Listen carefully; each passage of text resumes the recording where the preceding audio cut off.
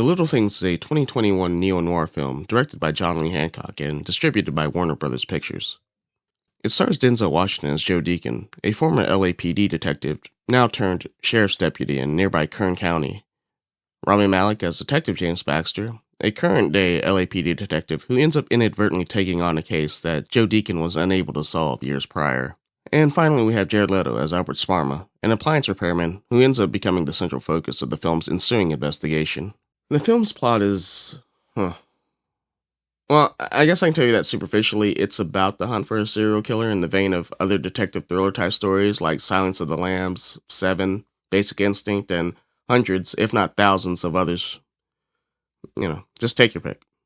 Though, I will say right out the gate, it's not really about catching a serial killer. During the majority of the film's 128-minute runtime, the audience is misled into believing this, but that's not what this film is actually about. Of course, this realization doesn't come easy. We're fed all the standard tropes of the genre. We have the classic mismatched pairing of a loose cannon cop partnered with a squeaky clean officer who does everything by the book. The audience is fed a few vignettes of the serial killer committing the crimes with all the purposeful omissions and obfuscations necessary to keep any semblance of mystery alive and thus hold the audience's attention. We have the various games of cat and mouse between the primary suspect and law enforcement as we approach the film's climax. We, as the audience, are given almost everything we know about these kind of stories. Even if it's not intriguing, it's in the very least comforting, because we know what to expect. We're given every reason to believe that our hero detectives will solve the case, put away the bad guy, and the world will be that much better as the cosmic scales of justice tilt further towards equilibrium. But, like I said before, that's not what this movie is about. It isn't until Albert Sparma, played by Jared Leto, is hit in the face with a shovel by Rami Malek's Detective James Baxter, is the audience confronted with the truth. This was never a detective story. So, what is The Little Things about then? Multiple things, perhaps. All movies usually are, but for this particular video, I want to examine the larger theme of justice in particular, and how such ideals are co-opted by systems for its own selfish ends. I'm only going to do a light recap for this particular film because, while you may have never seen this particular movie, you have, in all likelihood, seen a hard-boiled detective-type story at some point in your life. Unless you're super young or extremely sheltered, in which case you shouldn't even be here. I know I don't age restrict my videos, but my stuff isn't really for anyone who hasn't lived long enough to realize that the future they wanted and planned for will never happen, and now are just stuck screaming into the void as they wait for the inevitability of death in its cold embrace. But until that day comes, please like and subscribe. Oh, and I also have a BlueSky now in case anybody want another place to yell at me about me being bad at movies or something. Anyway, as stated earlier, the film disguises itself as a traditional detective thriller. The catalyst for the film's events involves a murder that ends up showing hallmarks of a string of previously unsolved murders from years prior, setting off a chain of events that inspires a disgraced former LAPD detective named Joe Deacon to investigate a case from his past that has long gone cold. This falls neatly into the classic redemption arc so often found in these kind of films, or at least, that is what we were led to believe. Joe is shown to have an unrelenting determination to solve the case. We implicitly trust that everything he does in pursuit of solving these murders is justified regardless of any of the legal or ethical concerns. Because, in the end, it will all have been worth it when the killer is finally caught and justice is served. However, this never happens. There is no payoff in the end, because Joe is actually a pretty bad detective and quite terrible at investigating crime. What we as the audience are witnessing for the majority of the film is actually gross incompetence, papered over by a combination of unearned confidence reinforced by the systemic inequities surrounding American policing that is designed to preserve it as a legitimate institution. What exactly is it you guys do? We make you look good in court. As the film progresses, we're intentionally misled into believing that Joe's confidence and overall sense of certainty about the identity of the killer comes from a highly methodical and reasoned approach. However, it isn't. Joe's conclusions about the killer being Albert Sparma is nothing more than a hunch based on the fact that Albert is socially awkward and, for lack of better words, kinda weird. It isn't until the film's denouement that we're forced to face the harsh truth and confront the reality of what we have been watching, which is simply the fabrication of a scapegoat by an overzealous police officer. This isn't necessarily because Joe Deacon is malicious, nor is he lazy. it also doesn't mean he is stupid. Rather, he is performing as the system has intended. And I realized that when I said earlier that Joe is a bad detective, this may seem like a contradiction. After all, how can Joe simultaneously be so bad at solving this case while performing as the system intended? To answer this, it's important to understand a few things about the organization of some of the social structures that coalesce to form our particular American society. Even if you're not from the United States, the general contours of this will apply to your country to some degree. First and foremost, any state, must establish what's known as the monopoly on violence, as outlined by German sociologist Max Weber in his 1919 essay, Politics as Vocation. Though, as an aside, the term itself appears nowhere in the translations I have read. The term is a paraphrasing of this quote. A state is a human community that successfully claims the monopoly of the legitimate use of physical force within a given territory. But, you can understand how monopoly on violence is stuck, right? It just pops. Anyway, the monopoly on violence is exactly what it sounds like. Within the confines of a state, there is but one institution that has the right to administer violence, and that is the state itself. Any such violence that takes place outside of this monopoly is a threat to the state and its legitimacy. In the United States of America, the maintenance of this legitimacy is achieved through a number of interlinked systems, but more immediately through the justice system and law enforcement. While I'm willing to concede that these systems can occasionally produce positive benefits for the average subject of the state, I will argue that any such benefits are coincidental and a byproduct of the state's own interest in self-preservation. These systems are not in place to ensure the safety or well-being of the average citizen. Rather, it is a means of asserting and maintaining control, to keep enough of a population healthy enough to produce labor for the state. Or, to borrow another term from Max Weber, these systems are engaging in what is known as organized dominance. Organized domination, which calls for continuous administration, requires that human conduct be conditioned to obedience towards those masters who claim to be the bearers of legitimate power. On the other hand, by virtue of this obedience, organized domination requires the control of those material goods, which, in a given case, are necessary for the use of physical violence. Thus, organized domination requires control of the personal executive staff and the material implements of administration. In short, organized dominance is the unending balancing act between the interest of the state and the interest of those under its governance. There are several ways of maintaining this particular balance, but in its most ideal form, it would be mutually beneficial. The state would provide safety and meet the needs of all of its citizens, while the people will serve the state in the form of productive labor. However, in reality, such systems never reach this particular ideal, and the relationship between the people and the state are almost always varying degrees of parasitic, especially in the United States. The reason for this is because all these structures are just social constructs. They exist as long as we collectively agree that they have the right to exist. I mean this purely on a population level. Obviously, on an individual level, you cannot opt out of the implicit social contract between yourself and the state. I have to say this, lest you think I'm some sovereign citizen nutjob. I want to say this clearly. All sovereign citizen legal and historical theories are absolute nonsense, and when actually tested in real-world situations amount to what I can only describe as self-harm. It's just not a useful path to reigning in state power or even delegitimizing it. However, this does bring me to my next point. A population of any size is incapable of agreeing on everything. Think of your friend group, or better yet, if you're in a relationship, think of the person you're with. You don't align perfectly on the most granular political positions or personal preferences. You agree enough, you like each other enough, and that's fine. It works. Now, imagine this same dynamic scaled up to the proportions of millions of people who collectively share a nation-state. At this larger scale, you will find that there are people who will never agree with you and who will never like you. Yet, because of where we live, we're all members of the same nation. We're all compatriots. How is that? And, yet again, I'm going to quote Maximilian Weber's Politics as Vocation here. It is understood that, in reality, obedience is determined by highly robust motives of fear and hope. Fear of the vengeance of magical powers or of the power holder. Hope for reward in this world or in the beyond. That is to say that most of us are afraid to go to prison or to be executed by the state, and because of this, we all operate under this constant state of fear, and in turn that shared fear binds us as countrymen, for better or worse. However, the state too operates from a place of fear, albeit from a much different perspective.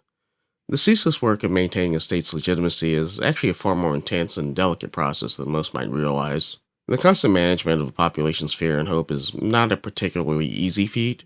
However, the state does have certain advantages in that regard. While I do believe that Deputy Joe Deacon and Detective James Baxter do have a desire to solve the murders in the film, they are components of a system that is indifferent to accuracy, and specifically designed to reinforce their assumptions.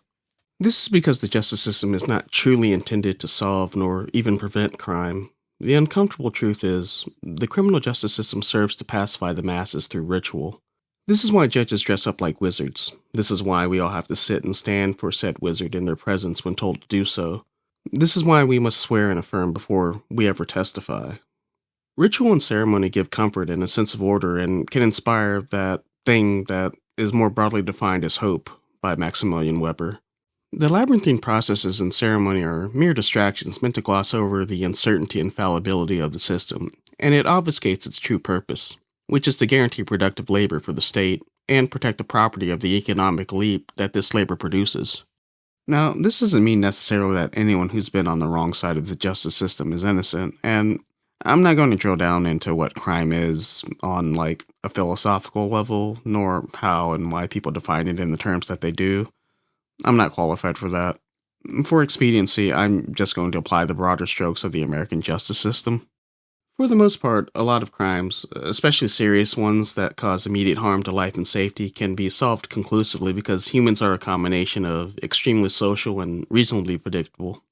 For instance, it's quite rare for someone to be murdered by someone that they don't have a previous relationship with, and so just talking to people who knew the decedent works extremely well. However, crimes that fall outside the realm of such social dynamics are often much harder, if not impossible, to solve, especially in the period of time that this movie takes place in, the early 1990s. With no known social connections and even less forms of evidence, we are left only with the best guesses of those that the system has blessed with the authority to guess. This isn't meant to discount things like expertise or science. I believe in the validity of testing and replicable results. However, a lot of the so-called science used by law enforcement are often tools designed with the intended purpose of reinforcing a predetermined conclusion. As a point of illustration, within the film is Deputy Deacon's intense focus on bite mark evidence, a now discredited forensic technique. And Detective Baxter has a fixation on partial fingerprints, which is a fairly contentious and controversial forensic method even to this day.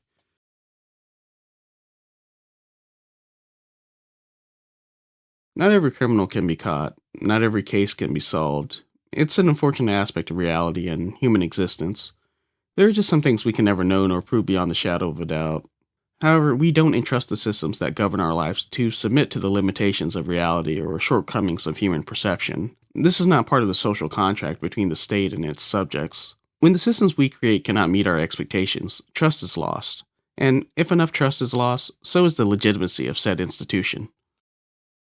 Needless to say, this causes enormous social pressure for institutions like law enforcement and the justice system at large to behave in selfish ways intended to preserve itself and justify its own existence.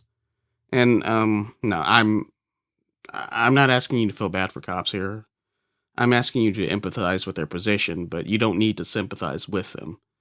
No one is born a police officer. It's not some immutable characteristic. At the end of the day, it's a choice, and I don't believe it's appropriate to forgive or excuse any active and enthusiastic participation in harmful and exploitative systems. What I mean to say is, the justice system cannot afford to be seen as fallible, and is unwilling to countenance any potential risk to its reputation. As such, it has a number of defense mechanisms. As mentioned earlier, it uses ceremony and ritual as a means of inspiring that fear and hope in the general public as described by Maximilian Weber. But also, outside of the performative and public-facing aspects, the justice system also has internal and far less publicly transparent mechanisms that are meant to, ideally, keep those on the inside of the system within its confines. While some of these mechanisms are just normal social dynamics found within any group, the consequences are far more severe when one group has the legal authority to administer violence. For instance, we have all lied to protect a friend. There's just a certain level of indiscretion we are willing to tolerate amongst those we consider a part of our team. However, whatever lie we may have told to spare a friend from some sort of embarrassment or ostracization, it doesn't carry the full weight of the state to actively discourage those who may be able to adequately disprove said lie. We can suffer consequences. There's parity. However, when a member of the justice system lies, disproving it is not enough to remedy a situation. There are few, if any, available options for recourse. The justice system, in particular the police, are rarely ever held to account for any wrongdoing they may commit. The imbalance of power creates a distinct built-in advantage for the justice system. However, this does not mean that the justice system is invulnerable and completely free to behave with impunity. The system still has to gesture to the people on occasion, and every so often they are willing to sacrifice one of their own to maintain public confidence. However, this is only when all other options become untenable. The justice system has no real desire to hold any of those within it to account if it does not have to. The reason for this, I believe, is twofold. As mentioned earlier, there is a social component which we can all relate, a desire to protect those that we have deemed members of our team.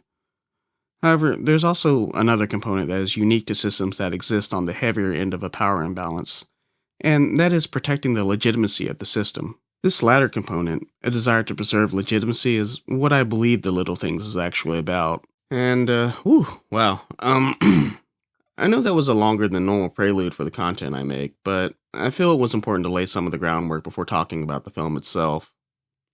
As I stated earlier, I'm going to do a quick recap of this movie. I'm not going to dwell too much on many of the plot points, just because, outside of the twist at the end, this is a movie you should have seen by now. Even if you haven't seen this exact movie, you've definitely seen a movie like this. So here are some plot points. There is an unknown serial killer who has been operating sporadically for a few years. The LAPD's inability to solve the case is causing a bit of a media uproar, to the point that there appears to be some political pressure to turn over the case to the FBI. Such a suggestion is met with opposition from James Baxter, the lead detective on the case. The latest victims and the reemergence of the serial killer catches the attention of Joe Deacon, a former LAPD detective now turned Kern County deputy in Bakersfield, California. We come to find out that Joe Deacon was once the former lead detective of the same case, well before it was given to James Baxter. Having once been an officer with the LAPD, Joe Deacon uses a lot of his past associations to conduct an unofficial parallel investigation before becoming an official part of the actual investigation. How this comes to be is that James Baxter's commanding officer eventually gives in to the political pressure to hand the case off to the FBI. This creates a limited window for Detective Baxter to solve the case, and given that Joe Deacon has familiarity with it, in addition to running his own investigation, James Baxter decides to bring him on as a last-ditch effort to finally catch the serial killer, and thus prevent not only his own professional humiliation, but maintain the reputation of the LAPD as worthy of the public's trust. And I mean this purely from the framing of the movie, not the actual reputation of the LAPD. In any case, the more time James Baxter and Joe Deacon spend together investigating various crime scenes and developing more leads, they begin to wax philosophical about the nature of their work in lofty, if not outright pretentious terms. It's the cinematic equivalent to comedians on every podcast talking about how their profession is comparable to all manner of different intellectual pursuits. And trust me, I do get it. When you meet someone with a shared interest or profession, there is a tendency to inflate the value of it, because you both thoroughly enjoy and understand whatever shared interests you may have on a level that can only be appreciated by a peer. And so, there's really no impediment to overestimating the worth of such a commonality. The reason I mention this is because, as the film concludes, we as the audience realize how all these seemingly intimate meditations on the virtue of their roles as police officers all ring hollow in retrospect. By the end of the film, we see that James Baxter and Joe Deacon are two men who have just deluded themselves into believing the lie that they tell about themselves and what they do. But how does it get to this point? The simple explanation is self-preservation. As mentioned earlier, the justice system, like any organizations with a disproportionate amount of power, have a litany of self-defense mechanisms that, while varied, work harmoniously with one another. Joe Deacon and James Baxter's motivations for solving this case couldn't be any more different. But, nonetheless, they are interlinked and operate in concert with one another. While Detective James Baxter is driven to catch the killer and solve the case, he does not yet have enough real-world experience to realize that this desire is not actually his primary objective as a member of law enforcement, and even more specifically, as a member of the LAPD. As the film progresses, we watch as Detective James Baxter's idealism about his place in the world as a police officer is slowly eroded. He's done everything by the book, and is no closer to a resolution. At the same time, Joe Deacon has behaved in the opposite way. He has no jurisdiction, nor does he have any legal authority to do any of the things that he is doing. His desire to close the case is not even motivated by any ambitions outside of his own selfish ends. However, it's important to note that Joe Deacon is inseparable from the system he serves. After decades of being in law enforcement, he is so steeped into the institution that his own self-preservation is incapable of being disentangled from the justice system itself. What do I mean by this? Well, to better answer this, it's necessary for me to reveal one of the film's plot twists. As the film draws to an end, it is revealed that Joe Deacon was responsible for killing an innocent woman when he was a detective in the LAPD. In the past, while investigating the scene of a multiple homicide linked to the unidentified serial killer, Deacon is startled when a survivor of the attack emerges from the bushes she had been hiding behind. He shoots her in a moment of panic. In the aftermath, this is covered up by multiple members of law enforcement, from Deacon's partner to his superior officer. In addition, the county coroner falsifies an autopsy report saying the woman died by stabbing to match the other victims on the scene. Rather than face any legal consequences and thus bring any negative attention to the LAPD, Joe Deacon is allowed to quietly resign. Forced relocation is a common tactic of large, powerful organizations. It protects the reputation of the institution by never having to openly admit fault while removing an offending member from the immediate proximity of their offenses in hopes that they'll no longer be in a position to embarrass said institution while still allowing them to maintain their membership and the privileges that entails. However, this is a double-edged sword. This forever binds the interests of both parties, and thus any act of self-preservation by any member, no matter how corrupt or immoral, becomes an act that the institution must justify. And this is what I mean when I say that Joe Deacon's desire for self-preservation is incapable of being disentangled from the desires of the justice system itself. Joe Deacon is so thoroughly entrenched that he cannot be brought down without grievously harming the system he serves. He understands this deeply, and his purpose in this film is to make James Baxter understand this as well. Of course, it would be nice to catch the killer. It would allow Joe Deacon to repair his reputation amongst his peers. It would get the media off the LAPD's back. It would allow Detective Baxter to have an accolade to propel his career forward, and it would keep the FBI from encroaching on the LAPD's territory. However, by the end of the movie, we realize that Detective James Baxter and Joe Deacon are no closer to finding the killer. It's quite the gut punch. We don't have shit. You got the same ache in your gut as I do, don't you? We got something. We just don't know what it is. If I can get in Sparmer's apartment for just 5 minutes, I know we don't have enough for a warrant in front of you. As I stated earlier in the video, all the police work we are watching is actually quite meaningless, if not outright malicious. From the moment Joe Deacon reopens his investigation into the unsolved murders, he decides early on to focus all of his energy on an appliance repairman played by Jared Leto named Albert Sparma, for no other reason than the fact that Albert Sparma is inarguably weird. In fact, he seems to revel in the attention that Joe Deacon and James Baxter are giving him. However, being weird is not a crime. Furthermore, this is likely a manifestation of his professed obsession with true crime. In fact, it's noted that Sparma once confessed to a murder that he was provably incapable of committing. So it's likely he gets some odd sense of enjoyment from experiencing police procedure as it scratches some peculiar itch he has in relation to his interests. In addition, his interactions with the police seem to be the only meaningful social interactions he has in his entire life. As Deacon and Baxter surveil him, it's shown that he leads an extremely lonesome life, bereft of any human contact outside of his occasional visits to a strip club, and even then we're not privy to what happens when he goes inside. We don't know if he speaks with the dancers or just sits quietly in a corner. In retrospect, it kinda makes me feel really sad for him. He has no friends and no one to talk to. His interactions with the police are the most intimate relationship he has. In any case, when Deacon and Baxter make their partnership official, Joe Deacon is able to slowly infect James Baxter with all the suspicions he has about Albert Sparma. This all comes to a head when faced with the pressures of the looming deadline before the investigation is handed over to the FBI. Unable to find any concrete evidence, Detective Baxter decides to just openly confront Albert Sparma outside of his apartment. Albert Sparma again welcomes the interaction. Sparma decides to confess and take Detective Baxter to where he has allegedly buried one of his latest murder victims. As they end up in a desolate patch of land, Sparma produces a shovel and tells Detective Baxter where to dig. However, he doesn't find a body. And every time Detective Baxter is unable to find one, Sparma feigns forgetfulness and says that the body must be buried somewhere else, and so he directs James Baxter to dig into a new spot. After a few empty holes are dug, an exhausted and frustrated Detective Baxter hits Sparma with the shovel, instantly killing him. Realizing he has killed Albert Sparma, Detective Baxter sits idly in a state of shock until Joe Deacon arrives. And I'll just say that Joe Deacon had been following the two earlier, but manages to lose track of them after Sparma's car takes an unexpected turn on the highway. So it delays his arrival. I don't know if I personally buy this, but that's just how it's written. This video is already long enough. There's no reason to drill down into the logic of this one particular event. It just struck me as odd, if not nearly impossible. Again, this movie takes place in the 1990s. There is no cell phone or GPS. Anyway, it's unimportant to the video, so I'm just going to move on. While the murder of Albert Sparma doesn't exactly mirror the homicide that Joe Deacon committed years prior, it does elicit the very same self-preservation mechanisms. Joe Deacon takes it upon himself to cover for Detective Baxter. He tells Baxter to act as if nothing had happened and to continue going to work as normal. After finally being able to shake James Baxter from his shock, we are shown that Joe Deacon takes it upon himself to start covering up for the murder. He does this first by burying Sparma in the desert, followed by cleaning out Albert Sparma's apartment to make it seem as if he has moved, and then finally burning any of his personal belongings. In addition, Joe Deacon leaves Sparma's car in an area that he knows is unsafe, and where the locals will inevitably either steal it or strip it for parts.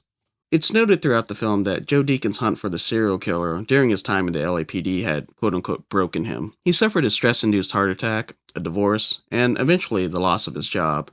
So, in a way, Joe Deacon's cover-up is an act of mercy, albeit a very perverted and distorted definition of the word, meant to spare Detective Baxter the same consequences that had befallen him. As one final grand gesture, Joe Deacon fabricates evidence that would link Albert Sparma to a missing person believed to be a victim of the unidentified serial killer. Knowing that James Baxter was unlikely to forgive himself for the murder, Joe Deacon sends him a red beret he claims he had found in Albert Sparma's apartment as a sort of murder trophy. And for context, the red beret is mentioned earlier as a known personal effect of the missing person. This person's body is never recovered for the duration of the movie. We actually don't know if they are alive or not, so pretending that Joe Deacon had found it in Albert Sparma's apartment is at least a believable lie from James Baxter's perspective. However, we do know this evidence is fake because in the film's final moments, we see that Joe Deacon is burning a set of recently purchased barrettes with one missing from its display package. Joe Deacon's desire to insulate James Baxter from consequences is motivated by a very dark and distorted sense of sympathy, but also a deep sense of duty to protect the institution that he and James Baxter are members of. Joe's desire to quote-unquote save James, for lack of a better term, is driven by his own prejudices. He does not view people outside of the justice system as people whose lives have the same worth as another police officer, even when they are innocent. This is what it means to be a good cop. Thanks for watching. Please like and subscribe. I'm going to try this year to put out more of these as soon as possible, but again, I keep saying that. We'll see.